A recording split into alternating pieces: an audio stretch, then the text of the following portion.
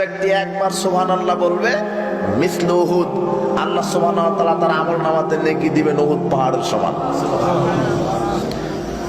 আলহামদুলিল্লাহ মিসলু উহুদ, একবার আলহামদুলিল্লাহ বলা উহুদ পাহাড়ের সমান নেকি।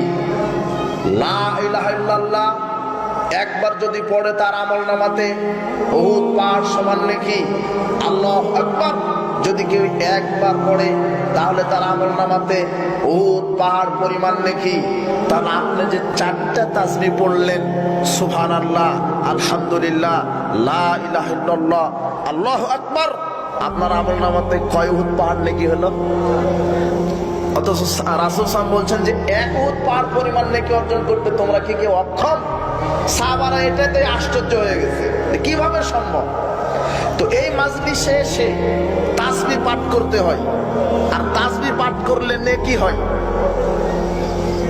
এক উহুদ পাহাড় পরিমাণ নেকি হবে শুধু সুবহানাল্লাহ যদি একবার বলেন। আর এখানে আপনি নেকির জন্য আসেননি। রাসূল সাল্লাল্লাহু আলাইহি ওয়াসাল্লাম বলছেন আদাবুল মুফরাদের হাদিসটা সহিহ 596 নম্বর হাদিস। রাসূল সাল্লাল্লাহু আলাইহি ওয়াসাল্লাম বলছেন মান তুকবিলাত লাহু হাসানা, বিচার মাঠে যার এক নেকি আল্লাহ কবুল করবে, এক নেকি, একটা নেকি, দাখালাল জান্নাহ, এক নেকির বিনিময়ে আল্লাহ তাকে জান্নাতে প্রবেশ করাবেন। জান্নাতে যেতে বেশি নেকি লাগবে না। কিন্তু মানুষের নেকি আমল নষ্ট হবে বহু কারণে।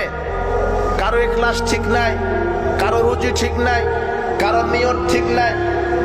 মুসলিমরা অনেক আমল করছে না, আপনি এখানেই বসে আছেন, আপনার নিয়ত ঠিক নাই। প্রথমেই বাড়ি থেকে নিয়ত করে এসেছেন ইসলামী জালসায় যাব, কিছু জিলাপি কিনবো, আর কে কেমন বক্তা আসে 2-1 ঘন্টা শুনে চলে আসবো। এসে যে জিকির করবেন, কোরআন সুন্নাহ শুনবেন, কোরআন সুন্নাহ মানার নিয়তে আসবেন, এই নিয়তি করেননি, আপনি কোনো নেকি পাবেন না। নিয়ত যেরকম, গাছ লাগাবেন যেটা ফল পাবেন সেটা। আমের গাছ লাগিয়ে ডাব আশা করলে হবে? আপনি নিয়ত করেছেন এক, আপনি পাবেন নাকি? পাবেন না।